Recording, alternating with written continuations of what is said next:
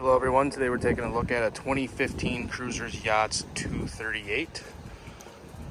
This is a 24-foot boat with a massive swim platform. It does have a tandem axle trailer that is included in the purchase.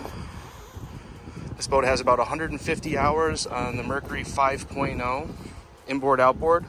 It does have a Bravo 3 counter-rotating prop lower unit. Gets in the ballpark of 35 mile an hour cruise with the top end somewhere in the mid 40s. This is a 2-owner freshwater boat that has only ever seen freshwater in Door County. It does have trim tabs, an upgraded stereo system, and a porta potty,